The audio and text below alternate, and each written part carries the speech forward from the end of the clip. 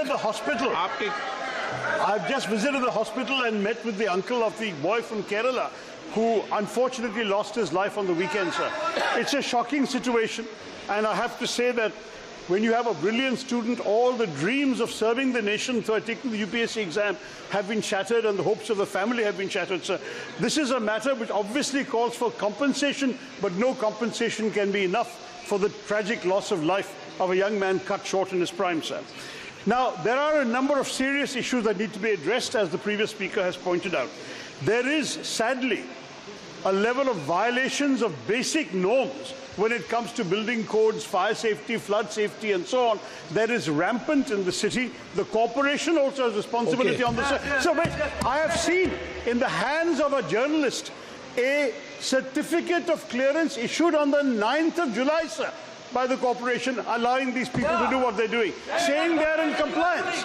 Now, this kind of thing will have to be corrected, sir. At the same time, drains have to be cleaned. They're choked and clogged. Sir, let me just finish. The most important issue, and I say this on behalf of the family also, is to prevent such future tragedies. For this, there has to be a comprehensive inquiry, but there also has to be very specific steps taken to ensure that no other parents coming to our national capital from various parts of the country suffer this kind of loss and tragedies. जो घटना हुई है दर्दनाक घटना है। UPSC के student जो तैयारी कर रहे थे, आखिरकार प्लानिंग और एनओसीज देने की जिम्मेदारी तो सभी अधिकारियों की है। अध्यक्ष महोदय, जिम्मेदार कौन है, उनके खिलाफ कार्रवाई क्या हो रही है? नंबर एक।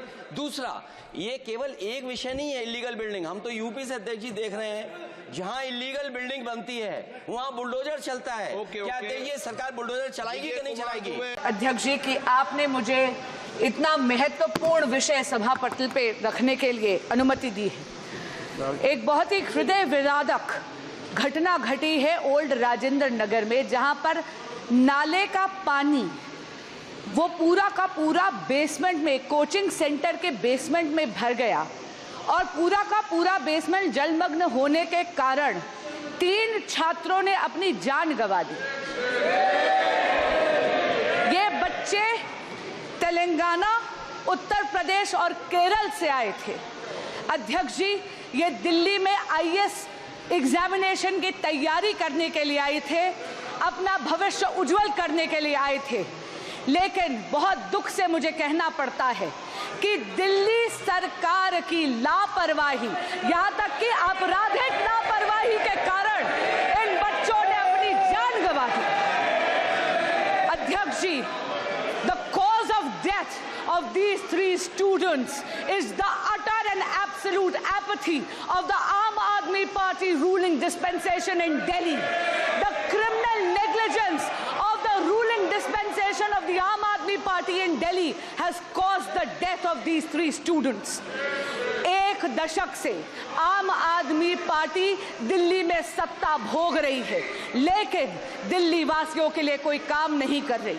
अध्यक्ष जी, पिछले 2 सालों से नगर निगम यानी एमसीडी भी दिल्ली सरकार के नियंत्रण में है, दिल्ली जल बोर्ड दिल्ली सरकार के नियंत्रण में है, ड्रेनेज की सफाई दिल्ली जल बोर्ड के दिल्ली सरकार के नियंत्रण में है, लेकिन इन्होंने ना अपग्रेडेशन करी है ना डिसिल्टिंग करी है नालों की।